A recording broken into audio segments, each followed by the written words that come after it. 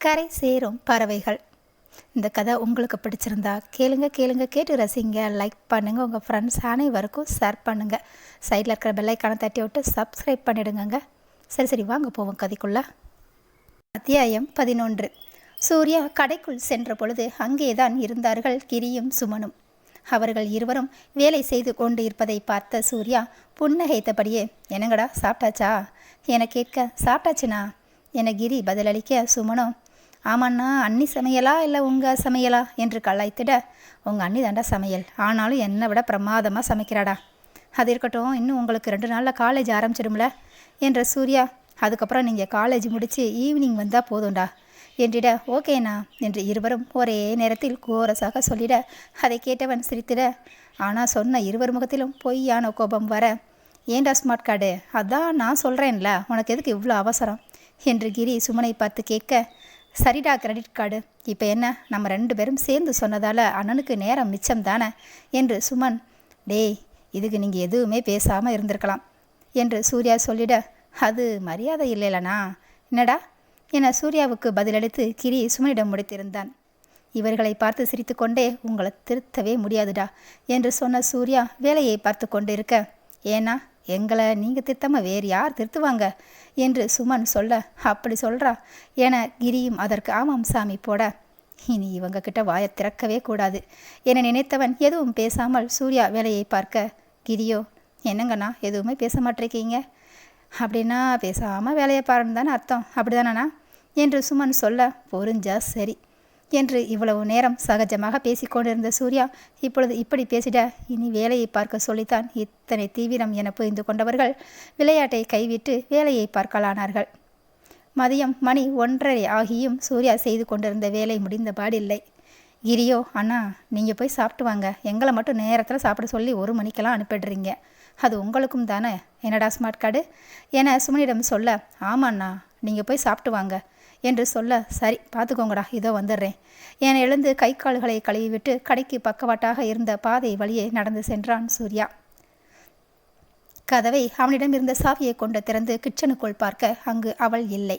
சமையல் எல்லாம் முடித்து சாப்பிட ஏதுவாக அனைத்தையும் கீழே எடுத்து வைத்திருந்தாள். ஒருவேளை சமையலை முடித்து முகம் கழுவுவதற்காக அறைக்குள்ளே போயிருப்பாளோ என நினைத்தவன் அறை கதவை திறந்து பார்க்க அங்கும் அவள் இல்லை.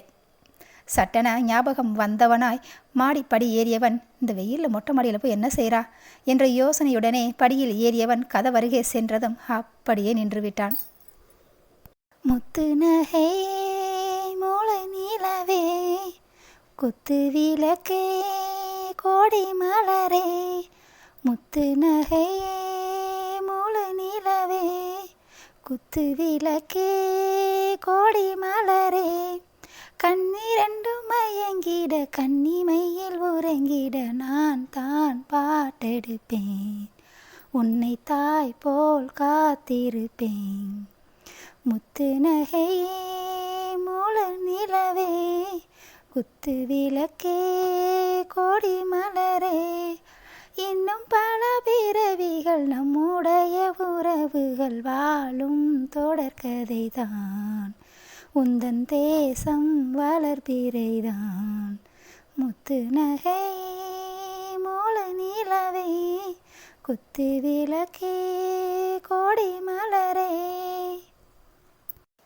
இந்த பாடலை அவள் மொபைலை பார்த்தபடியே பாடிக்கொண்டிருக்க, பாரதி வீடியோ காலில் தான் பாடிக்கொண்டு இருக்கிறாள் என்பதை உணர்ந்து, யாருக்காக பாடிக்கிட்டு இருக்கா என்று நினைத்தவன், இவ்வளவு அழகா பாடுவாளா என் பாரதி என நினைத்தாலும் என் பாரதி என மனம் நினைத்ததை அறியவில்லை சூர்யா. அக்கா சந்து தூங்கிட்டான், இரு வெளியே வந்து பேசுகிறேன் என பானு பேசுவது தெளிவாக கேட்டது வீடியோ கால் என்பதால். ஹோ இவ அவளோட தங்கச்சிட்ட பேசிகிட்டு இருக்காளா, சந்துவுக்காக தான் பாடியிருப்பா போல என சூர்யா நினைத்து கொண்டு இருக்கும் போதே லேசாக நீர் நிறைந்த கண்ணை துடைத்து கொண்ட பாரதி, ஹே பானு சந்துவுக்கு காய்ச்சல் குறைஞ்சது எனக்கு கால் பண்ணு, நான் பேசுகிறேன் அவன்கிட்ட. சரி பானு உன் மச்சான் சாப்பிட வந்துடுவாங்க, நான் வைக்கிறேன் என சொன்ன பாரதி காலை கட் செய்து மாடியில் இருந்த செடிகளை பார்த்து கொண்டு இருக்க, அதே நேரம் சூர்யாவும் கீழே இறங்கி இருந்தான். சில நிமிடங்களில் கீழே வந்த பொழுது சூர்யா அறைக்குள் இருப்பதை கவனித்த பாரதி அவளும் அறைக்குள் வந்து குளியல் அறைக்குள் சென்று முகத்தை கழுவி விட்டு வர சூர்யா அவளின் முகத்தை தான் பார்த்தான். கண்கள் சிவந்து இருந்தது, அழுது இருப்பாள் போல என உணர்ந்து கொண்டான் சூர்யா. ஆனால் பாரதியோ ஒருவன் இங்கு இருக்கிறான் என்று உணர்வு இல்லாமலே அவளது நினைவுகள் இங்கு இல்லை என்பதையும் புரிந்து கொண்டான் சூர்யா. இவனோ சென்று அவள் சாப்பிடுவதற்காக எடுத்து வைத்திருந்த இடத்தில் போய் அமர்ந்தான். அவள் கால் கொலுசின் சத்தம் கேட்கவும் தட்டை எடுத்து வைத்தவன் அப்படியே வைத்து விட்டான். பாரதி வந்து அவளுக்கும் ஒரு தட்டை எடுத்து இருவருக்கும் சாப்பாட்டை பரிமாற ஆரம்பித்தாள். சாப்பிடும் வரை இருவரும் எதுவுமே பேசவில்லை. முதலில் சாப்பிட்டு முடித்த சூர்யா தட்டை கழுவி விட்டு வந்தவன் மெதுவாக பேச்சை ஆரம்பித்தான். பாரதி, உங்கள் அப்பா நேற்றே கால் பண்ணியிருந்தாங்க என்றிட எதற்கு என்பது போல் பாரதி ஏறிட்டாள் சூர்யாவை. இல்லை, மறு வீட்டுக்கு அழைக்கிறத பற்றி தான் கேட்டாங்க. நானும் கால் பண்ணி சொல்லிடுறேன். நாளைக்கு வர்றதா? எதுக்கு? உடம்பு சரியில்லாதப்பா அவங்க அலைஞ்சிக்கிட்டு. அதான் மாமாவை வர வேணான்னு சொல்லி நாங்களே வர்றோம்னு சொல்லிட்டேன். இன்றைக்கி ஈவினிங் ரெடி ஆயிரு, நம்ம போவோம் என்று சொன்னவன் அவள் முகத்தையே பார்த்திருக்க அப்பொழுதுதான் அந்த முகத்தில் சிரிப்பே வந்தது. அதை பார்த்த பின் அந்த இடத்தை விட்டு நகர்ந்திருந்தான் சூர்யா. சூர்யா வீட்டை விட்டு வெளியேறி கடைக்கு செல்லும் பாதையில்தான் பழனிக்கு கால் செய்து விஷயத்தை சொன்னான். அதன் பின் விட்டுவிட்ட வேலையை சீக்கிரம் முடிக்க ஆயத்தமானான் சூர்யா. மாலை சூர்யா வந்து குளித்து கிளம்ப அதற்குள் பாரதியும் தயாராக நின்றாள் ஒற்றை பேக்குடன். என்ன இவ்வளோதான் ட்ரெஸ் எடுத்து வச்சுருக்க? நீ வேணும்னா ஒரு வாரம் அங்கே தங்கிக்கோ, அதுக்கு தேவையான ட்ரெஸ் எடுத்து வச்சுக்கோ என சொன்னவனை பார்த்து சிரித்த பாரதி, இப்போ கூட இதில் உங்கள் ட்ரெஸ் மட்டும்தான் இருக்குது, என் ட்ரெஸ் அம்மா வீட்டில் கொஞ்சம் இருக்குது என்றவளின் புன்னகையை பார்த்த சூர்யா, இப்போ உன் முகம் எவ்வளோ அழகாக இருக்குது தெரியுமா என மனதிற்குள் சொல்லிக்கொண்டே சரி வா கிளம்பலாம் என அவன் பைக்கில் கிளம்பினார்கள் இருவரும். சூர்யா ஏற்கனவே ஃபோன் பண்ணி சொல்லி இருந்ததாலோ என்னவோ பழனி அவர்கள் வீட்டின் முன் உள்ள செடிகளுக்கு தண்ணீர் விட்டு கொண்டு நின்றிருக்க இவர்கள் இருவரும் வருவதை கண்டவுடன் வேகமாக சென்று அந்த சிறிய கேட்டை திறந்துவிட்டார் பழனி. உள்ளே வந்த சூர்யா பைக்கை நிறுத்த இறங்கிய பாரதி, அப்பா எப்படிப்பா இருக்கீங்க, உடம்புக்கு நல்லா இருக்குல்ல என விசாரிக்க இவள் கேட்டுக்கொண்டு இருக்கும்போதே மாப்பிள்ள வாங்க மாப்பிள்ள என்று சொன்னவர், நான் நல்லா இருக்கேம்மா, உள்ளே வாங்க மாப்பிள்ள, பாரதி மாப்பிள்ளையை கூட்டிட்டு வாமா என சொல்ல இருவரும் உள்ளே வருவதற்குள் விஜயாவும் வந்து வரவேற்றார் இருவரையும். இருவரும் வந்து அமர்ந்து பேசிக்கொண்டிருக்க மாடியில் இருந்து பானுவும் வந்துவிட்டாள் சந்துவுடன். அவள் இறங்கி வரும் முன்னே பானு தூக்கி வந்த சந்து பாரதியை கண்டவுடன் பாரு சித்தி என்று குரல் வந்ததுதான் தாமதம். பாரதி ஓடோடி சென்று அவனை பானுவிடம் இருந்து தூக்கியவள், என் சந்து குட்டிக்கு காய்ச்சல் விட்டுருச்சா என்று கேட்டுக்கொண்டே அவனை இறுக அணைத்து கொண்டாள் பாரதி. பானுவோ மச்சான் வாங்க மச்சான் என்று சொன்னவள், நல்ல வேலை மச்சான், எனக்கு இன்னும் 2 நாள் லீவ் இருக்குது, எங்கள் அக்காவை காலேஜ் ஆரம்பித்த பிறகு தான் கூட்டிகிட்டு வருவீங்களோன்னு நினச்சேன் என்று சொல்லிட அவளுக்கு ஒரு புன்னகையை மட்டுமே பதிலாக கொடுத்தான் சூர்யா. இவர்கள் மாலை 6 மணிக்கெல்லாம் வந்துவிட விஜயா காஃபியுடன் பஜ்ஜியும் சேர்த்து எடுத்து வந்தார். சூர்யா பாரதியுடன் பழனி, விஜயா, பானு மூவரும் அமர்ந்து பஜ்ஜியை சாப்பிட்டு கொண்டு காப்பியை குடிக்க சந்துவும் அங்கு அமர்ந்து கொண்டு குடித்து கொண்டு இருந்தான். நல்ல பிள்ளையாக பாலை மட்டும். டே வாளு, காலையிலேருந்து என்னை என்ன பாடுபடுத்தின, இப்போ பாரு எப்படி உட்காந்து பாலை குடிக்கிறத என மிரட்டிய பானுவை பார்த்து சந்து வேகமாக வாயில் வைத்திருந்த பால் டம்ளரை எடுத்தவன், பானு சித்தி இப்படி தான் காலையிலேருந்து என்னை மிரட்டிகிட்டே இருக்க, நானும் சரி அம்மா வந்ததும் சொல்லணும்னு நினச்சேன், ஆனால் இப்போ அதுக்கு அவசியம் இல்லாமல் போச்சு என்றிட, இப்போ என்னடா பண்ணுவ என்று பானு மீண்டும் அரட்ட, இப்போ என் பக்கம் பார் சித்தியும் சூரிப்பாவும் இருக்காங்க, எனக்கு டானிக் கொடுத்த விஜய ஆச்சியை கூட போனா போதுன்னு மன்னிச்சிடுவேன், ஆனால் டானிக் நான் குடிக்கலைன்னதும் இந்த 2 முட்டை கண்ணை வச்சு உருட்டி உருட்டி மிரட்டினேல என்று சொன்னவன் காலியான பால் டம்ளரை விஜயாவிடம் கொடுத்துவிட்டு உட்கார்ந்திருந்த சூர்யாவின் 2 கால்களுக்கு இடையே தஞ்சம் புகுந்தான் சந்து. இவ்வளோ பயம் இருக்குதுல்ல வாளு என பானு சொல்ல சந்துவோ வெவ என பானுவை பார்த்து பழிப்பு காட்ட அனைவரும் சிரித்தே விட்டனர். ஏற்கனவே சந்துவின் பேச்சில் கவரப்பட்ட சூர்யா அதுவும் அவன் சூரியப்பா என சொன்னதை கேட்டதிலிருந்து அவன் மனம் என்னவோ செய்தது. அதிலும் இப்பொழுது தன்னிடம் வந்து ஒட்டி கொள்ளவும் பூக்குவியல் தன் கைக்குள் வந்ததாய் உணர்ந்தான் சூர்யா. அதே நேரம் அவனது முகத்தை ஏறிட்ட பாரதி, இவன் குழந்தைகளை கண்டால் இத்தனை மகிழ்ச்சி அடைவானா என மனதில் நினைத்தவள், அப்படியெனில் இவனுடைய குழந்தை என்றால் எத்தனை சந்தோஷப்படுவான் என நினைக்க தான் செய்தாள் பாரதி. எல்லோரும் சந்துவின் பேச்சை கேட்டு சிரித்து கொண்டே இருந்தாலும் சூர்யாவோ சிரித்து கொண்டே அவனது கைக்குள் இருந்த சந்துவின் அந்த மென்பட்டு போன்ற கைகளை வருடி கொண்டே இருந்தான். இதனை பாரதி கண்டு கொண்டாலும் பார்க்காதது போல அவன் முகத்தை தான் ஆராய்ந்தாள். என்ன நினைக்கிறான் இவன்? ஆனாலும் அவனது கண்களில் தெரிந்தது இன்றுதான் இத்தனை சந்தோஷத்தில் இருப்பதாக அந்த கண்கள் அவ்வப்போது மின்னியதோ. அத்தியாயம் 12. இரவு சாப்பாடும் முடிந்து அனைவரும் தூங்கிட இப்பொழுது பாரதிக்கு சந்துவின் நினைவுகள் தான் மனதில் ஓடிக்கொண்டிருந்தது. மாலையே மாலதி வந்து பாரதி சூர்யா இருவரிடமும் பேசியவள் சிறிது நேரம் இருந்துவிட்டு பின் சந்துவை தங்கள் வீட்டிற்கு அழைத்துச் சென்றிருந்தாள். பாரதி சூர்யா சொன்னது போல் அவனுக்கு ஒரு டம்ளரில் பால் எடுத்து அவளது அறைக்குள் சென்றவள் கதவை தாளிட்டு விட்டு பார்க்க சூர்யா அங்கு இல்லை. பார்வையை ஜன்னல் பக்கமாக திருப்ப அங்கு அன்று பாரதி அமர்ந்திருந்தது போல சூர்யா இன்று அமர்ந்திருந்தான். பாலை கொண்டு சென்றவள், அதான் இந்தங்க பால் என சொல்ல அதையெல்லாம் கவனிக்கும் நிலையிலா அவன் இருந்தான். அவனது கவனம் எங்கோ இருக்கிறது என்பதை உணர்ந்தவளாக தொண்டையை செரும அப்பொழுதும் எந்தவித பதிலும் இல்லாமல் போக லேசாக அவன் கையை பிடித்து என்னங்க என்ற அந்த நிமிடம்தான் தன் உணர்வுக்கே வந்தான் சூர்யா. மெல்ல அவன் திரும்பி பாரதியின் முகத்தை பார்த்திட அந்த முகத்தில் சோகமும் கண்களில் தவிப்பும் தான் தெரிந்தது பாரதிக்கு. இந்தங்க பால் என பாரதி நீட்டிய பாலை வாங்கியவன் அதை குடித்து கொண்டே, பாரதி உனக்கு வானத்தை பார்க்கும்போது என்ன தோணும் என்று அவன் கேட்டாலும் அவனது பார்வை என்னவோ எட்டா கனியாக இருந்த அந்த வானத்தையும் அதில் ஒய்யாரமாக இருந்து ஒவ்வொருவரின் உணர்வையும் அசைத்து பார்க்கும் அந்த நிலவையும் தான் பார்த்து கொண்டிருந்தது.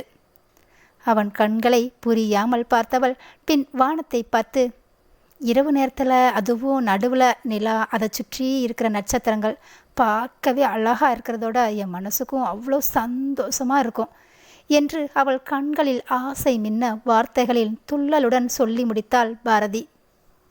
எனக்கு அந்த வானத்தை பார்த்தா என்ன தெரியுமா பாரதி, இந்த இருள் நிறைஞ்ச உலகத்தில் அத்தனை நட்சத்திரங்கள் சுற்றி இருந்தாலும் அந்த நிலா மட்டும் மனசு வருத்தத்தால் தேஞ்சாலும் முழு நிலவா நம்ம எல்லாருக்கும் காண்பிக்கிறது போல இருக்கும் என்றிட, நீங்கள் என்ன சொல்கிறீங்க எனக்கு புரியலை என்று கேட்டாள் பாரதி பாலை குடித்து முடித்தவனின் கையில் இருந்த டம்ளரை வாங்கியபடியே.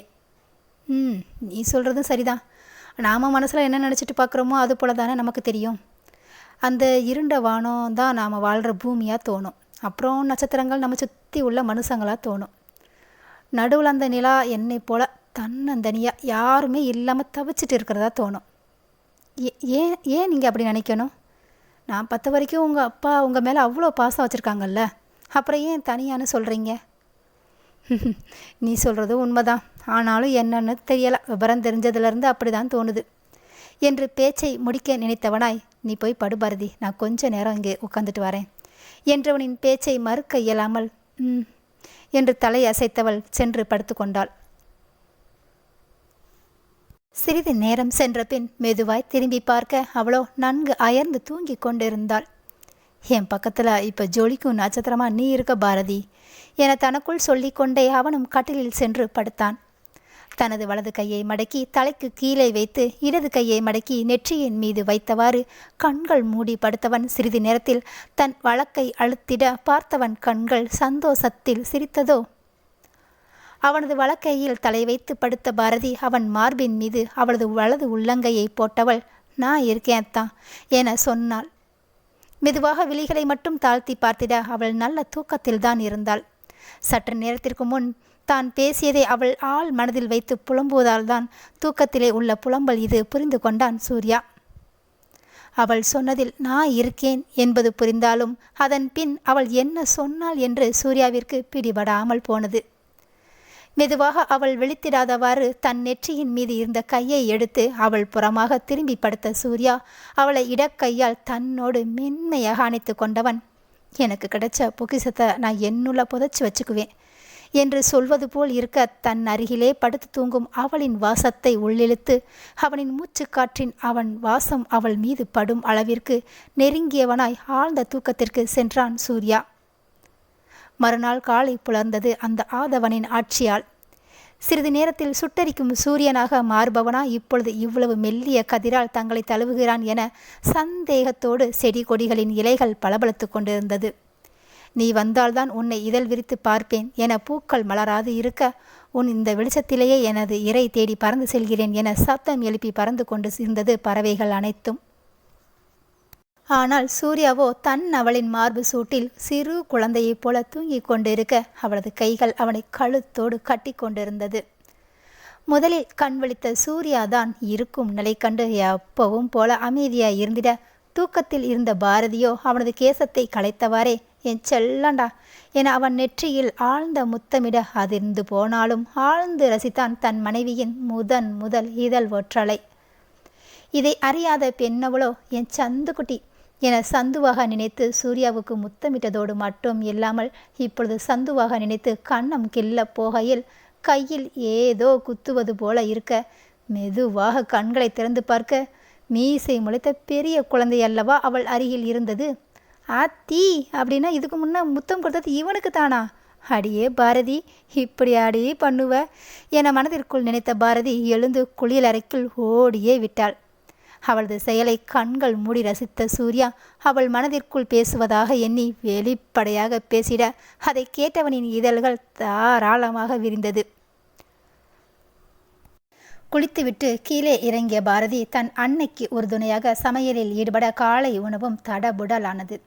அதே நேரம் சூர்யாவும் வர பழனி சூர்யா பாரதியுடன் பானுவும் உட்கார்ந்து சாப்பிட அப்போது பானுவோ, ஆமாம் மச்சான், நீங்கள் என்ன படிச்சிருக்கீங்க என்று கேட்டிட சிறிது யோசித்தவன் தான் படித்த படிப்பை சொல்ல, என்ன மச்சான் சொல்கிறீங்க, அவ்வளோ படிச்சிருக்கீங்களா என்று ஆச்சரியத்துடன் கேட்க சூர்யாவோ சிரித்து கொண்டே, அவ்வளோ படிச்சிருக்கீங்களா? இல்லை, அவ்வளோதான் படிச்சிருக்கேன் என்றான் சூர்யா. சூர்யா சொன்னதை கேட்டு விழி விரிய பானு கேட்டாள் என்றால் பாரதியோ, அப்படி என்ன படிச்சிருக்கான்னு தெரியலையே, சரி அப்புறமா பானுகிட்ட கேட்டு தெரிஞ்சுக்கலாம் என நினைத்தவள் அவர்கள் இருவரின் சம்பாசனைகளை பார்த்து கேட்டவளுக்கு, இவன் இவ்வளோ படித்தும் எப்படி என்ன கட்டிக்க ஒத்துக்கிட்டான் என்று சந்தேகத்தோடு இவனுக்கு நம்ம பொருத்தமானவள் கிடையாதோ என அவளாகவே நினைத்து கொண்டாள் பாரதி. சாப்பாடு முடிந்த பின் பாரதி வீட்டின் முன் உள்ள செடிகளை பார்க்க சென்றாள். அவள் செல்வதை கண்ட சூர்யாவும் அவளுடன் சென்றான். முதலில் பூச்செடிகள் இருந்த பக்கம் சென்றாள் பாரதி. அத்தனை கலர் ரோஜா செடிகளும் இருக்க அவற்றையெல்லாம் ஆர்வத்துடன் பாரதி பார்த்து கொண்டிருந்தாள். இவளை கண்ட சூர்யாவோ, உனக்கு ரோஜா பூனா ரொம்ப பிடிக்குமா பாரதி என்று கேட்க, என்ற ஒற்றை சொல்லில் பதில் சொன்னாள் பாரதி.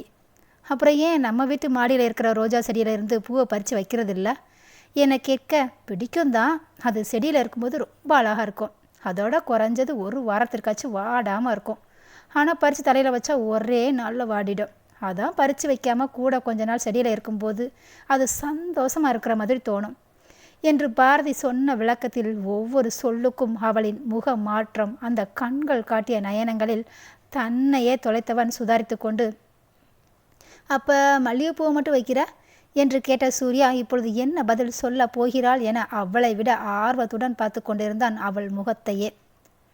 பூவை பற்றி நான் நினைக்கிறது சரியா தப்பான்னு எனக்கு தெரியாது, நீங்கள் கேட்குறதால ஏன் மனசில் இருக்கிறத நான் சொல்கிறேன் என்றவள் அங்கிருந்த மல்லிகை செடியை வருடி கொண்டே, எப்படியும் மல்லிகைப்பூ ஒரே நாளில் வாடிடும், அதை விட அது செடியில் அங்கோனும் இங்கோனுமா இருக்கும்போதே பார்க்கும்போதே அத்தனை அழகாக இருக்கும், நாம் செடியில் பார்த்து ரசிக்கும் போதே நம்ம மனசுக்கு அவ்வளோ அமைதியாக இருக்கும், அதே பூவை மொத்தமாக கட்டி தலையில் வச்சா நம்ம பார்க்குறவங்க கண்ணுக்கு முதல்ல பளிச்சுன்னு தெரியறது நாம் வச்சுருக்கிற பூ தான், அப்போ அவங்களோட மனசும் அமைதி அடையும்ல, நம்மளை மாதிரி நம்ம பார்க்குறவங்களும் மனம் அமைதி அடைஞ்சால் அது சந்தோஷம் தானே, அதுக்கு தான் மல்லிகைப்பூ முல்லைப்பூ பிச்சுப்பூலாம் எனக்கு ரொம்ப வைக்க பிடிக்கும் என அவள் சொல்லி முடிக்க இவளுள் தலையில் வைக்கப்படும் பூவுக்கு இத்தனை விளக்கமா என வியந்துதான் போனான் சூர்யா.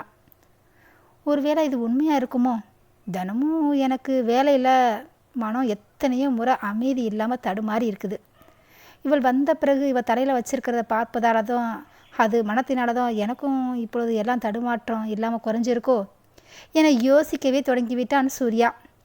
அதே நேரம் கணேசனும் மாலதியும் சந்துவுடன் வீட்டிற்கு வந்தார்கள். அத்தியாயம் 13.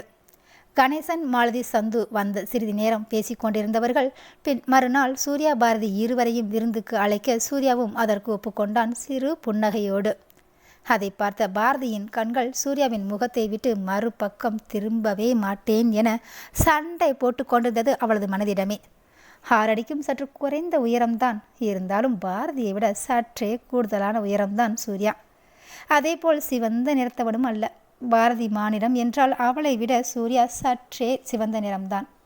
அலையலையாக காற்றில் அசைந்தாடும் கேசத்திற்கு போட்டியாக கண்கள் சிரிக்க அந்த தடித்த இதழ் கூட விரிந்து இப்படியெல்லாம் புன்னையைக்க தெரியுமா எனதான் பார்த்திருந்தாள் பாரதி சூர்யாவை. இவள் சூர்யாவின் கன உலகில் இருக்க அவளை தட்டி எழுப்பியது என்னவோ சந்துவின் குரல்தான். உங்கள் எல்லாரையும் விஜயாச்சி சாப்பிட கூப்பிட்டாங்க, வருவீங்களாம் என தனக்கே உரிய மழலை மொழியில் சொன்னவனோ தன் 2 கைகளை நீட்டி நின்றது என்னவோ சூர்யாவின் முன்தான். நீங்கள் எல்லாரும் போங்க, என்னை சூரியப்பா தூக்கிட்டு வருவாங்க என சொன்ன சந்து 2 சிறிய கைகள் நீட்டி கோழி குண்டு கண்களை சிரிக்கச் செய்து அந்த மெல்லிய இதழ் விரித்து கேட்டால் மாட்டேனா சொல்வான் சூர்யா. அப்படியே தன் இரு கைகளால் வாரி அணைத்து தன் நெஞ்சோடு வைத்து கொண்டவன் அவன் கன்னத்தில் இதழ் பதித்தவாறு வா சாப்பிட போகலாம் என்று நடந்து சென்றவன் அப்புறம் என்ன பிடிக்கும் என்று சொல்லு என்று சந்துவிடம் பேச்சை வளர்த்து கொண்டே நடந்து செல்ல சூர்யாவின் பின்னோடே நடந்து சென்றாள் பாரதி. இவ்வாறு அன்றைய நாளும் முடிந்து மறுநாளும் வர அன்று விருந்துக்காக சந்துவின் வீட்டிற்கு சென்றிருந்தனர் சூர்யாவும் பாரதியும். கலகலப்பாக சென்றது அன்றைய நாளும். மாலதியின் சகோதரனான தியாகவும் வந்திருக்க மேலும் கலகலப்பானது அந்த இடம். தியாகவும் பாரதியும் பேசி கொள்வதை பார்க்க பார்க்க சற்று பொறாமையாகவே இருந்தது சூர்யாவிற்கு. இவர்களும் ஒரே தாய் வயிற்றில் பிறக்காவிடனும் எத்தனை பாசமாக இருக்கிறார்கள் என நினைத்தவன் தன்னையும் வாசுதேவனையும் நினைத்து பார்க்க மனமோ நீ எப்படி அப்படி நினைக்கலாம் என்றிருக்க, மறுபுறம் அதே மனம் அந்த உரிமையை உனக்கு யார் கொடுத்தது என்று வாசு கேட்டு சண்டை போட்டதெல்லாம் வேறு கதை. அதனையெல்லாம் ஒருபுறம் ஒதுக்கி வைத்தவன் இவர்களது ஒற்றுமை, பாசம், பேச்சுவார்த்தைகள் என அனைத்தையும் பார்த்து ரசிக்கலானான் சூர்யா. விஜயாவின் அக்கா தேவியும் இவரிடம் அன்பாக பேசினார். இவர்களது விருந்து முடிய கணேசன், மாலதி, சந்து மூவரும் ஊருக்கு கிளம்பியிருந்தார்கள். மறுநாள் விஜயாவின் தங்கை சரண்யா வீட்டிற்கு செல்ல அவரது கணவர் மாணிக்கத்தின் அன்பில் நிறைந்தவன் மலர்வினியின் அன்பான பேச்சில் திளைத்துதான் போனான் சூர்யா. அவன் நினைத்து கூட பார்த்ததில்லை இத்தனை சொந்தங்கள் கிடைக்கும் என்று. அடிக்கடி தன் அருகில் அமர்ந்து கலகலத்தவாறு பேசிக்கொண்டிருக்கும் பாரதியை பார்த்தவன் இவள் ஒருவளால் தானே இத்தனை சொந்தங்கள் நமக்கு கிடைத்துள்ளது, அதுவும் இப்படியெல்லாம் பேசாவிட்டாலும் இப்படி ஒரு பெண்ணை அதுவும் இத்தனை சொந்தங்களுடன் கொடுத்த வாசுதேவனுக்கு மனமார்ந்த நன்றியை சொல்லி கொண்டான் உள்ளூர. இதே நேரம் விஜயாவின் பெரியப்பா மகனான நவனிதன் விருந்துக்கு அழைக்க இப்பொழுது கொஞ்சம் தவிர்க்க இயலாத வேலை இருப்பதாகவும் அந்த வார இறுதியில் வருவதாக சொன்ன சூர்யா கிளம்ப நானும் உங்க கூடவே வரேன் என்று பாரதியும் கிளம்பியிருந்தாள் சூர்யாவுடன். நவனிதன் மதுரை என்பதால் அவர்கள் வீட்டில் இருந்தே அங்கும் சென்று வந்தார்கள் பாரதியும் சூர்யாவும். நவனிதன், அவர் மனைவி காஞ்சனா, அவர்களது மூத்த மகன் பிரபஞ்சன், மகள் ரஞ்சனி. பிரபஞ்சன் படித்து முடித்து வேலையில் இருந்தவன் காத்திருந்தது என்னவோ பலவித எதிர்பார்ப்புகள் நிறைந்த திருமணத்திற்காக மட்டுமே. ரஞ்சனி இப்பொழுதுதான் கல்லூரியில் படித்து கொண்டு இருக்கிறாள். சரி வாங்க, ஏற்கனவே திருமணம் என்கிற பந்தத்தில் நுழைந்த நம்ம சூர்யா பாரதியோட அத்தியாயத்தை என்னன்னு தான் கேட்போம். இப்படி இவர்கள் தெளிந்த நீரோடையில் பயணிக்கும் இரு பூக்களாய் தனித்தனியே ஆனாலும் இணைந்தே சென்று கொண்டிருக்க நீரோடையில் எரிந்த கல்லால் இவர்களது பாதை பிரிந்து செல்ல வேண்டிய நாளும் வந்தது. அன்று பலன் எதிர்பாராத விதமாக வாசுதேவனை சந்திக்க நேர்ந்தது. அப்பொழுது அவனிடம் எப்படி என்ன பேசுவது என்று ஒரு நிமிடம் யோசித்தாலும் சரி, இப்பொழுது இவர் தன் மாப்பிள்ளையின் அண்ணன் என்று இருக்க பேசாமல் போனால் என்ன நினைப்பார் என்று எண்ணத்தோடு பேச ஆரம்பித்தார். தம்பி, அப்பா அம்மா நல்லா இருக்காங்களா என்றவரிடம் இருந்து வந்த பதிலில் மனிதன் உறைந்துதான் போனார். அதன் பிறகு வீட்டிற்கு வந்தவர் நெஞ்சை பிடித்து சரிந்திட விஜயாவிடம் எப்படியாவது பாரதியை வரச் சொல்லு என்று வலியுறுத்தினார் பழனி. உடனே விஜயாவும் பாரதிக்கு போன் செய்ய அவளோ அம்மா அவங்க வெளியே வேலையாக போயிருக்காங்க, இன்னைக்கு நைட் வந்துடுவாங்க என்று பாரதி சொன்னதையெல்லாம் காதில் வாங்காத பழனி சட்டென விஜயா கையில் இருந்த ஃபோனை வாங்கி நீ இப்போ வந்தால் உன் அப்பனை ஊசோட பார்க்கலாம் என சொன்னவர் உடனே காலையும் கட் செய்தார். இதை கேட்ட பாரதிக்கு என்ன செய்வது என்று ஒன்றும் புரியாமல் இருக்க சரி முதல்ல போய் அப்பாவை பார்ப்போம், அப்புறம் இவரிடம் சொல்லிக் கொள்ளலாம் என எண்ணி தங்கள் வீட்டிற்கு செல்ல பழனியை மருத்துவமனையில் சேர்த்திருப்பதாக கேள்விப்பட்டு மருத்துவமனைக்கு விரைந்தாள் பாரதி. மாலையிலேயே வீட்டுக்கு வந்த சூர்யா தன்னிடம் இருந்த சாவியால் கதவை திறந்து வீட்டினுள் நுழைந்தான். வந்தவன் பாரதி மொட்டை மாடியில் செடிகளை பார்த்து கொண்டு இருக்கிறாள் என நினைத்து கட்டிலில் படுத்தவன் அப்படியே கண் அயர்ந்து தூங்கியும் இருந்தான். அங்கே மருத்துவமனையில் இருந்த பழனி தன் மனைவி விஜயாவிடம் முகம் கொடுத்து பேசுவதையே தவிர்த்து கொண்டு இருந்தார். இந்த மனுஷனுக்கு என்ன ஆச்சுன்னு தெரியலையே, இப்போ ஏன் இப்படி நடந்துக்கிறாரு என மனதிற்குள் புலம்பியபடிதான் அமர்ந்திருந்தார் விஜயா. பழனியும் எப்படிதான் சொல்வார் அவர் கேள்விப்பட்டதை. தனக்கு தான் இந்த நிலைமை என்றால் தன் பெண்ணுக்கும் இப்படி ஓர் நிலைமையா என எண்ணி எண்ணி மனதிற்குள்ளேயே விம்மி கொண்டிருந்தார் அவரும். இப்படியே அவரும் எத்தனை நேரம்தான் பொறுத்திருப்பார். கேட்டே விட்டார் மனைவியிடம். ஆமாம், இன்னும் ஏன் பாரதி வரலையா என கோபத்தை மனதில் வைத்து கொண்டு முகத்தை இறுக்கமாக வைத்து கேட்டிட விஜயாவுக்கோ இவருக்கு இப்படி ஆகியும் இன்னும் மக வந்து பார்க்காதலாம் இவ்வளோ கோபமாக இருக்காரோ என நினைத்து கொண்டு இப்போ எதுக்குங்க இவ்வளோ கோபப்படுறீங்க, அதான் மாப்பிள்ளை வெளியில் போயிருக்கதா சொன்னால, மாப்பிள்ளை வந்த பிறகு சொல்லிட்டு 2 பேரும் சேர்ந்து வரலாம்னு நினச்சிருக்கலாம் என சொல்ல மண்ணாங்கட்டி, அவன் வரல, நீங்கள் யார் அழுகிறா என நினைத்தவர் பல்லை கடித்து கோபத்தை அடக்கி கொண்டே, ஏன் வர லேட்டாகும்னு உன் பொண்ணு ஃபோன் போட்டு சொல்ல மாட்டாளாமா என எவர் மீதோ இருந்த கோபத்தை தன் மகளை வைத்து விஜயாவிடம் பொருந்தி தள்ளினார் பழனி. இவருக்கு என்னமோ ஆச்சு என்று ஒருபுறம் நினைத்தாலும் அவர் சொல்கிறதும் சரிதானே, விபரத்தை சொல்லியிருக்கலாமே என நினைத்தவர் இப்பொழுதும் பழனியின் முகத்தை தான் பார்த்து கொண்டிருந்தார் விஜயா. இது என்னவோ உண்மைதானே, ஆண் மகனான கணவருக்கு கோபம் எவர் மீது இருந்தாலும் அவரிடம் கோபத்தை காட்ட இயலாது போனால் அது அப்படியே தன்னையே தனது வார்த்தைகளுக்கு செவி சாய்க்கும் பெண்ணவளான மனைவியிடம்தானே காட்டுவார்கள் கோபமாக. அப்படி இருக்க பழனியும் விதி விலக்கா என்ன? அத்தியாயம் 14. பழனி பாரதி வராமல் இருக்க கோபமாக இருப்பதை கண்ட விஜயா, நான் வேணும்னா பாரதிக்கு ஃபோன் போட்டு கேட்கட்டுமாங்க என்று சொன்ன விஜயா பாரதிக்கு அழைத்தே விட்டார். அந்த புறம் ரிங் போய்கொண்டே இருந்தது. ஆனால் என்ன, எடுத்த பாடுதான் இல்லை. ஃபோனை வைத்தவர் பழனியை பார்க்க, என்ன உன் பொண்ணு எடுக்கலையா என்று கேட்டவரின் மனதில் ஓடிக்கொண்டிருந்தது என்னவோ இதுதான். அவன் எங்கே என் பொண்ணை அனுப்ப நினச்சிருப்பான் என நினைத்தவர் விஜயாவின் பார்வையை தாங்காமல் அவருக்கு முதுகு காட்டி படுத்து கொண்டார். அங்கோ கண் விழித்த சூர்யா அறை முழுவதும் இருட்டாக இருக்க விளக்கை ஒளிரவிட்டான். நேரத்தை பார்க்க மணி 9 தாண்டி இருந்தது. திரும்பி கட்டிலை பார்க்க பாரதி அங்கு இல்லை. கண்கள் தேய்த்தபடியே கிச்சனை பார்க்க அங்கும் அவள் இல்லை. ஒருவேளை மொட்டை மடியில் ஊஞ்சலை தூங்கிட்டாளோ என நினைத்து மாடிப்படி ஏறி சென்றான் சூர்யா. மொட்டை மாடி கதவில் கை வைத்தவன் பார்த்ததும் ஒரு நிமிடம் மனம் படபடவென அடிக்க ஆரம்பித்தது. கதவு உட்புறமாக தாளிடப்பட்டு இருந்தது. அவன் கால்கள் அந்த இடத்தில் நில்லாமல் வேகமாக இறங்கிட அறைக்குள் நுழைந்தவன் குளியல் அறை கதவு திறந்து பார்த்தான். அங்கும் அவள் இல்லை. இப்பொழுது சூர்யாவின் இதயம் வேகமாக துடிக்கத் தொடங்கியது. அப்படியே கட்டிலில் வந்து அமர்ந்தவன் இதய துடிப்பில் அந்த அறையே அதிர்வது போல் இருந்தது. சூர்யாவின் எண்ணங்கள் எங்கெங்கோ வேகமாக பயணித்து கொண்டிருந்தது. முன்வாசல் கதவு பூட்டப்பட்டு தான் இருந்தது. அப்படியெனில் கதவை பூட்டிவிட்டு தான் சென்றிருக்கிறாளோ? எங்கு சென்றிருப்பாள் என யோசித்தவன், ஒருவேளை வெளியில் எங்கும் சென்றிருந்தால் இவ்வளவு நேரமாக வராமல் இருப்பாள். அவளது பெற்றோரின் வீட்டிற்கும் தனியாக போக மாட்டாளே. அப்படியே போனாலும் நம்மிடம் சொல்லாமலா செல்லப் போகிறாள்? இல்லை, அவள் கடைக்கு செல்லும் வழியில் ஏதாவது என நினைக்கவே அவன் மனம் ஒரு நிமிடம் நின்றுதான் துடித்தது. அப்படி எதுவும் நடந்திருக்கவே கூடாது என வெளிப்படையாக சொல்லி கொண்டே நடக்க அல்ல ஓடவே ஆரம்பித்திருந்தான் வாயிலை நோக்கி. கதவை பூட்டியவன் பைக்கை எடுத்து கிளம்பினான் வேகமாக. அதை இருட்டையே கிழிக்கும் ஒளியை முன் ஒளிர விட்டு அதன் பின்னே சீறி வரும் சிறுத்தையை போன்று அவன் வண்டி சீறி பாய்ந்து கொண்டு இருக்க, இரையை தேடும் பருந்து போன்று இவன் கண்கள் கூர்மையான பார்வையை நாலா பக்கமும் வீசிக்கொண்டு இவன் விடும் மூச்சுக்காற்றோ அனலை கக்கும் விதமாக இருந்தது. எப்படியாவது என் பார்வைக்கு அவள் அகப்பட்டு விட வேண்டும், அவளுக்கு ஒன்றும் ஆகியிருக்கக்கூடாது என மனம் மாறி மாறி சொல்லி கொண்டுதான் இருந்தது. எப்பொழுதும் செல்லும் சூப்பர் மார்க்கெட்டிற்கு செல்ல மணி 10 தாண்டி இருக்க அனைத்தையும் எடுத்து வைத்து கொண்டிருந்தார்கள்.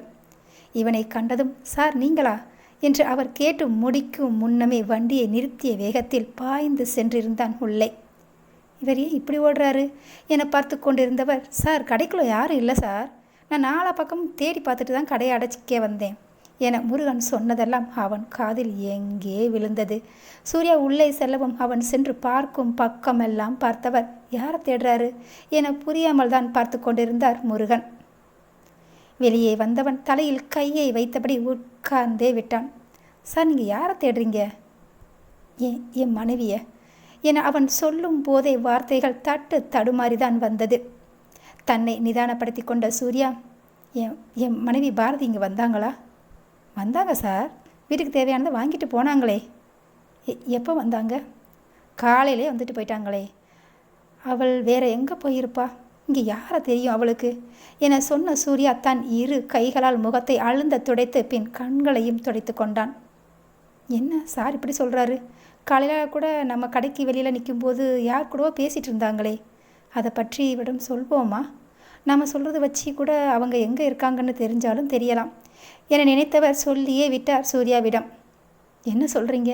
ஆமாம் சார், நம்ம கடைக்கு வெளியே தான் பேசிகிட்டு இருந்தாங்க. ஒருவேளை சுமன் கிரி யாராவது இருக்கலாமோ என நினைத்தவன், அவங்கள தான் இவருக்கு தெரியுமே, அப்போ யார்கிட்ட பேசிகிட்டு இருந்திருப்பா என்னை யோசித்து பின்னர் சரி நான் பார்த்துக்கிறேன் என்று சொல்லி நீங்கள் கடையை அடைங்க என வழிவிட்டு நிற்க அவரும் சட்டரை இழுத்து மூடி முன்னால் கற்பூரத்தை கொளுத்தியவர் சாவியை சூர்யாவிடம் கொடுத்தார். சாவியை வாங்கியவன் முதலில் அழைத்தது அவன் மாமா பழனிக்குதான். ஒரு ரிங் கூட போகவில்லை. காலை உடனே கட் செய்து விட்டான். என்ன காரியம் பண்ணுற சூர்யா? ஏற்கனவே அவர் உடல்நிலை சரியில்லாதவர். அப்படி இருக்கிறப்ப அதுவும் இந்த நேரத்தில் ஃபோன் செய்து பாரதி அங்கும் இல்லைனா அவர் மனசு தாங்காமல் அவருக்கு ஏதாவது ஆயிடுச்சுன்னா என்னை நினைத்த உடனே காலை கட் செய்து இருந்தான். பின் வண்டியை எடுத்து வீட்டிற்கு வந்தான். உன் பேர் மெல்ல நான் சொன்னதும் என் வீட்டு ரோஜாக்கள் பூக்கின்றன. ஓர் நாள் உன்னை காணாவிடில் எங்கே உன் அன்பென்று கேட்கின்றன.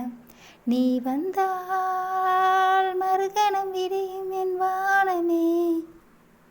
வீட்டிற்கு வந்தவன் தன் லேப்டாப்பை உயிர்ப்பித்து சூப்பர் மார்க்கெட்டின் முன்னால் பொருத்தி இருந்த கேமராவின் அன்றைய பதிவுகளை முதலில் இருந்து பார்க்கலானான்.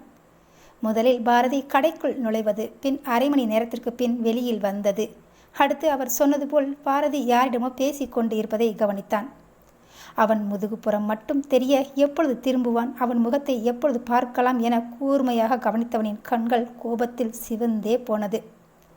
அதே கோபத்தில் மொபைலை எடுத்து அழைப்பு விடுத்தான். நீங்கள் அழைக்கும் நபர் உங்கள் அழைப்பை ஏற்கவில்லை, தொடர்புக்கு அப்பால் இருப்பதால் சிறிது நேரம் கழித்து அழைக்கவும் என சொன்ன சொற்களையே மறுபடியும் சொல்ல பற்களை இறுக கடித்தவன் அதே இறுக்கத்துடனே வண்டியை எடுத்து கிளப்பினான். செல்பவனின் எண்ணங்கள் யாவும் அன்றைய நாளுக்கு பயணித்தாலும் அதற்கு கடிவாளம் போட்டு சென்று கொண்டிருந்தான் வேகமாக. வண்டியை நிறுத்தியவன் ஹாலிங் பெல்லை ஒரு முறை அழுத்த உள்ளிருந்து எந்தவித பதிலும் இல்லாமல் போக கதவை வேகமாக தட்ட ஆரம்பித்திருந்தான் சூர்யா. சிறிது நேரம் கழித்தே கதவு திறக்கப்பட பார்த்தவனின் கண்கள் அப்படி எந்தவித பிரதிபலிப்பும் இல்லாமல் தான் இருந்தது. ஆனால் கதவை திறந்து நின்று இருந்தவளின் முகமோ இவனை பார்த்ததும் அவள் மனம் சந்தோஷத்தில் ஆர்ப்பரித்திருந்தது. அதனை இவனின் முகம் கண்டவுடன் பிரகாசித்ததை வைத்தே உணர முடிந்தது இவனால். சூர்யாவோ அவள் முகம் பார்க்காமல் தவிர்த்து வீட்டினுள் பார்க்க அவளோ வேகமாக சூர்யா வாங்க என்றவளின் வார்த்தைகள் தழுதழுத்ததோ. இவன் அவள் முகத்தை பார்த்தாலும் பார்க்காதவன் போல இருந்த சூர்யா முதல்ல அவனை வர சொல்லு என்ற அவனது வார்த்தைகள் அவன் மனதில் உள்ள கோபத்தால் சீறி வந்து விழுந்ததோ. ஏன் சூர்யா, என் முகத்தை பார்க்க கூட உங்களுக்கு பிடிக்கலையா? அந்த அளவுக்கு நான் உங்களுக்கு வேண்டாதவள் ஆயிட்டேனா என்றவளின் கண்களில் இருந்து ததும்பிய நீர்த்துளிகளின் வீழ்ச்சி அவள் கன்னத்தில். உனது கண்ணீர் துளிகள் என்னை என்றும் பாதிக்காது என்பதை போல கௌதம் இப்போ வரப்போறியா இல்லையா என்று கத்தினான் சூர்யா. அவன் வருவான், நீங்கள் முதல்ல உள்ள வாங்க சூர்யா என்று அவனை உள்ளே அழைப்பதற்காக சூர்யாவின் கையை அவள் பிடிக்கப் போக சட்டென அவளிடம் இருந்து விலகி நின்றான் சூர்யா.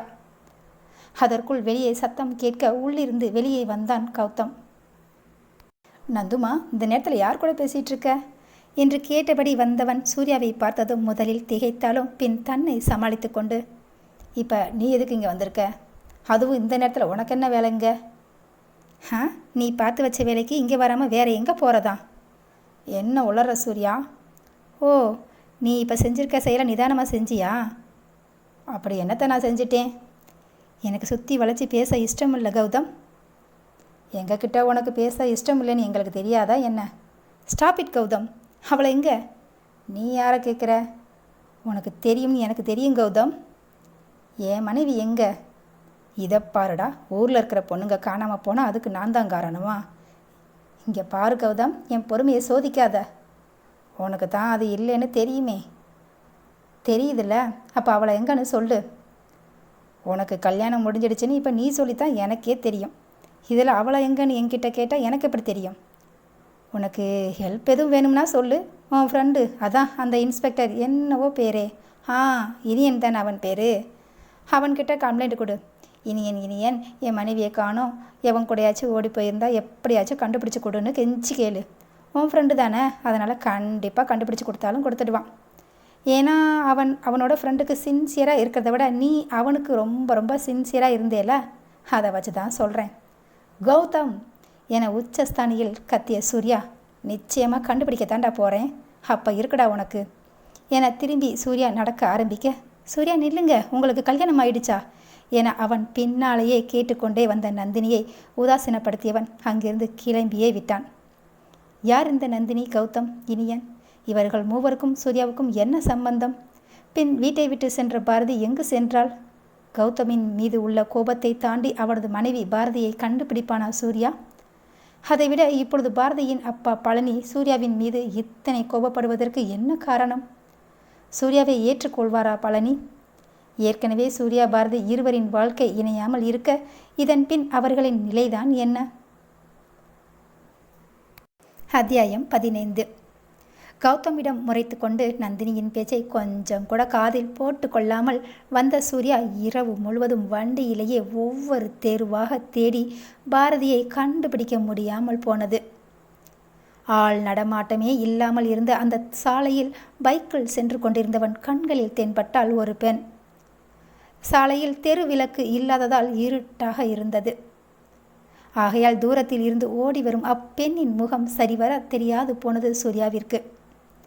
அப்பொழுதுதான் கவனித்தான் அவள் பின்னாலேயே இருவர் துரத்தி ஓடி வந்து கொண்டிருப்பதை. அவர்களை கண்டதும் இவனது வண்டியை சிறிது வேகமாக செலுத்த ஆரம்பித்தான். பின்னால் ஓடி வந்த இருவரை கவனித்த சூர்யா முன்னால் ஓடி வந்து கொண்டிருப்பவளை கவனிக்காமல் போனான். அவனது எண்ணம் என்னவோ அவளை எப்படியாவது அவர்களிடமிருந்து காப்பாற்றிவிட வேண்டும் என்பதுதான். அந்த பெண்ணின் பின்னே ஓடி வந்து கொண்டிருந்தவர்கள் வெளிச்சம் தென்பட்டதும் யாரோ வருகிறார்கள் என பின்வாங்கிட அதற்குள் ஓடி வந்தவள் இவனது வண்டியின் மீதே மோதி விழுந்தாள். சட்டென பைக்கை நிறுத்திவிட அந்த இருட்டில் அவள் முகத்தை பார்த்ததும் இறுக தன்னோடு சேர்த்து அணைத்து கொண்டான் சூர்யா. வேகமாக அவன் மொபைலை எடுத்து கால் செய்து டாக்ஸிக்கு புக் செய்திட இன்னும் 10 நிமிடத்தில் வருவதாக சொல்லவும் போனை கட் செய்து பாக்கெட்டில் போட்டு கொண்டவனின் கண்கள் தன்னாலேயே உதித்தது அவளுக்காக கண்ணீரை. சொன்னது போல் 10 நிமிடங்களில் டாக்ஸி வந்திட அவளை கையில் ஏந்தியவன் பின் இருக்கையில் அவளை அமர வைத்து தானும் அமர்ந்து கொண்டான். அவளை இடது கையால் தன் தோளோடு சேர்த்து அணைத்து கொண்டவன் அவளது வலது கையை இவன் வலது கைக்குள் வைத்து பிடித்து கொண்டான். அவள் முகத்தை பார்த்து பார்த்து உள்ளுக்குள் மௌனமாக அழுதான் சூர்யா. மருத்துவமனை வாயிலில் டாக்ஸி நின்றதும் அவருக்கு பணத்தை கொடுத்தவன் அவளையும் கையில் ஏந்தி கொண்டு உள்ளே நுழைந்தான்.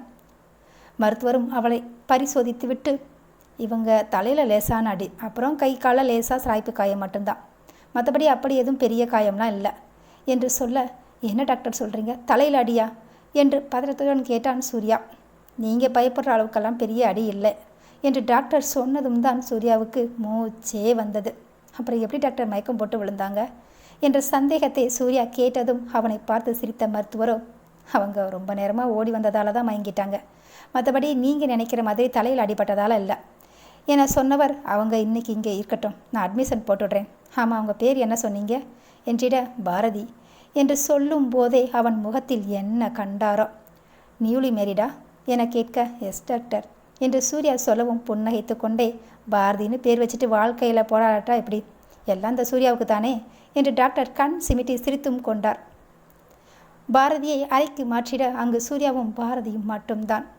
பாரதியோ அவளுக்கு கொடுத்திருந்த மருந்தின் வீரியத்தாலோ அல்லது தன்னவனை அடைந்துவிட்ட பாதுகாப்பிலோ நன்கு தூங்கி கொண்டிருந்தாள். அவளையே கண் இமைக்காது பார்த்திருந்த சூர்யா அவளது கையை எடுத்து தனது இரு உள்ளங்கைக்குள் வைத்து கொண்டான். இவனது தொடுகையை உணர்ந்திருப்பாள் போல. அவளது கண்களில் இருந்து நீர் மெல்லிய கோடாய் வழிந்தது.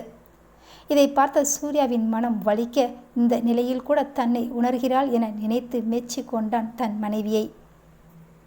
அந்த நேரம் அவன் மனதில் வந்து போனதென்னவோ அவன் கையில் அவளை ஏந்தியதுதான். முதலில் பாரதியை தன் நெஞ்சோடு சேர்த்து அணைத்து கொண்ட போது அவனது வேகமான இதய துடிப்பை அவள் உணர்ந்திருப்பாள் போல. அந்த நிமிடம் அவன் வானத்தில் அல்லவா பறந்து கொண்டிருந்தான். பின்னே அவனது இதய துடிப்பை உணர்ந்த நிமிடம் அவளது இதழ்கள் அசைந்து அவனது பெயரை அல்லவா சொன்னது. இப்பொழுது கூட சூர்யா என அவள் சொன்னதுதான் காதருகில் கேட்டுக்கொண்டிருப்பது போல் இருந்தது அவனுக்கு. அது எப்படி சாத்தியமாகும்? அதேபோல் இப்பொழுதும் மயக்க நிலையில் கூட தன்னை உணர்கிறாள் என்றால் அவள் மனதில் அந்த அளவுக்கு இடம் பிடித்து இருக்கேனா என நினைக்க நினைக்க சூர்யாவுக்கும் கண்கள் பளபளக்கத்தான் செய்தது. வாய் திறந்து சொன்னால்தான் காதலா? அக்காதலை உணர்வு பூர்வமாக உணரவும் முடிந்தால் அதுவும் காதல் தானே. அவளது கையை தன் ஒரு கைக்குள் அடக்கியவன் மற்றொரு கையால் அவள் கண்களில் இருந்த வழிந்த நீரை துடைத்து விட்டான். அப்படி துடைத்து விடும் பொழுது அவனது விரல்கள் உணர்ந்தது அவளது கன்னத்தின் மென்மையை. எத்தனை நேரம் அவள் முகத்தை பார்த்து கொண்டிருந்தானோ. அப்படியே இருக்கையில் அமர்ந்திருக்க அவள் கையை தன் கைக்குள் பொத்தி வைத்தபடியே அவனது வலது கைக்கு வைத்து பாரதி படுத்திருந்த கட்டிலில் அவளுக்கு அருகிலேயே படுத்து தூங்கி இருந்தான் சூர்யா. தூரத்தில் பறவைகள் கீச் கீச் என்று கத்தும் சத்தம், அதோடு வெளியில் ஓரிருவர் நடந்து செல்லும் காலடி சப்தம், எப்பொழுதும் இல்லாமல் ஒரு சில மருந்து வாசனைகள் அவள் மூக்கை தொட்டதோடு உள்ளுக்குள் சென்று நுரையீரல் வரை வாசம் செய்து வந்து கொண்டிருந்தது. அந்த வாசனை மூக்கினில் குறுகுறுப்பு ஏற்படுத்த வலது கையை தூக்கி மூக்கினை தேய்க்க முயற்சித்தவளுக்கு வலது கையை கொஞ்சம் கூட அசைக்க இயலாமல் போனது. சரி என தனது இடது கையை எடுக்க அதுவோ நன்றாக எதற்குள்ளோ அகப்பட்டிருப்பது போல் உணர்ந்தாள் பாரதி. என்ன இது என்று மெல்ல இமை கதவினை திறக்க இது எந்த இடம் நினைக்க பயந்துதான் போனாள். அந்த அறை முழுவதும் பார்வையிட அது மருத்துவமனை என்ற பொழுதுதான் மனம் ஆசுவாசம் அடைந்தது. பின் மெல்ல கண்களை தாழ்த்தி பார்க்க அவன் தலை மட்டுமே தெரிய யார் என அடையாளம் காண முடியாமல் போனது பாரதிக்கு. சரி, அவனிடமிருந்து தன் கையையாவது எடுத்துக்கொள்ளலாம் என நினைத்தவளால் நினைக்க மட்டுமே முடிந்தது. ஆம், எடுக்க நினைக்க கையை அசைக்க மட்டுமே முடிந்தது தவிர அவனிடம் இருந்து உருவ இயலவில்லை. ஆனால் சூர்யாவோ தன் கைக்குள் இருந்த பாரதியின் கைவிரல்கள் லேசாக அசைந்ததுமே கண் விழித்து விட்டான். நிமிர்ந்து பார்த்த சூர்யாவின் கண்கள் மகிழ்ச்சியில் சிரித்தது என்றால் அவளது முகமோ சந்தோஷத்தில் இருக்க கண்கள் மகிழ்ச்சியில் கண்ணீரை அவன் முகம் பார்த்தபடியே உதிர்த்து கொண்டிருந்தது. இவர்கள் இப்படி ஒருவரை ஒருவர் இருக்கும் இடம் மறந்து பார்த்து கொண்டிருக்க சட்டென கதவை திறந்து உள்ளே நுழைந்தார் பழனி. கதவு திறக்கும் சத்தம் கேட்கவும் இருவரது பார்வையும் திரும்ப ஒரு சேர பழனியை தான் பார்த்தார்கள். ஆனால் பழனியின் பார்வையோ பாரதியின் கையை பற்றி இருந்த சூர்யாவின் கைகளை தான் பார்த்து கொண்டிருந்தது. அப்பா என்று பாரதி அழைக்க அவளிடம் இன்முகம் காட்டியவர் மறு நிமிடம் சூர்யாவை பார்த்து முறைத்து கொண்டுதான் இருந்தார். தன் மகள் அருகில் இருக்கிறாள், அவளுக்கு இவனை பற்றி எதுவும் தெரிந்துவிடக்கூடாது என்று பொறுமை காத்த பழனி சூர்யாவின் மீது அவருக்கு இருந்த கோபத்தை தனக்குள்ளேயே அடக்கி கொண்டார். அதே நேரம் பழனிக்கு பின்னால் இருந்து அந்த அறைக்குள் நுழைந்தார் விஜயா. உள்ளே வந்தவர் படுக்கையில் படுத்திருந்த பாரதியிடம், பாருமா, உனக்கு என்னடா ஆச்சு? நேற்று ஃபோனில் பேசும்போதெல்லாம் நல்லா தானடா பேசிகிட்டு இருந்த, அப்புறம் எப்படிடா இப்படி ஆச்சு என்று கண்கள் கலங்க கேட்டார் மகளை பார்த்து. பாரதியோ எப்படி சொல்வது என புரியாமல் சூர்யாவை பார்த்து பின் மெல்ல தன் தாயை தயக்கத்துடன் பார்த்தவள் எதுவும் பேசவில்லை. இதனை கண்ட பழனி, இத்தனைக்கும் காரணம் சூர்யாவா தான் இருக்கும் என நினைத்து கொண்டு பாரதியை எப்படியாவது இவனிடமிருந்து காப்பாற்ற வேண்டும் என்று மனதில் உறுதி எடுத்துக்கொண்டார். அதான் நல்லா ஆயிட்டாள விஜி, நீ இப்போ அவளை பார்த்து அழுது கரைகிறது தான் அவள் உடம்பு முடியாமல் போக போகுது என்று சொல்ல, நீங்கள் சொல்கிறதும் சரிதான் தம்பி, பாரதியை எப்போ டிஸ்சார்ஜ் பண்ணுவாங்க என்று சூர்யாவை பார்த்து விஜயா கேட்க, நான் போய் டாக்டரை பார்த்துட்டு வரேன், நீங்கள் பாரதியை பார்த்துக்கோங்க என்று சொன்ன சூர்யா பாரதியை பார்த்து தலையசைத்து அங்கிருந்து சென்றான். வெளியில் வந்த சூர்யா அப்பொழுதுதான் நினைத்தான், இவர்கள் எப்படி இங்கு வந்தார்கள் என்று. நாமும் எதுவும் சொல்லவில்லையே என எண்ணியவன், ஒருவேளை அவள் சொல்லி இருப்பாளோ என மனதிற்குள்ளாகவே கேட்டுக்கொண்டவன், அவள் அப்பொழுதுதானே விழித்தாள், அப்புறம் எப்படி தெரிந்து வந்திருப்பார்கள் என நினைத்தவனை மனமோ, இப்போ எதுக்கு இவ்வளோ புலம்பிட்டு இருக்க, போய் அவங்கக்கிட்டேயே தெளிவாக கேட்டுவிட்டா போச்சு என்று சமாதானம் சொல்ல, அதுவும் சரிதான் என்று நினைத்து கொண்டே மருத்துவரின் அறைக்குள் நுழைந்தான் சூர்யா.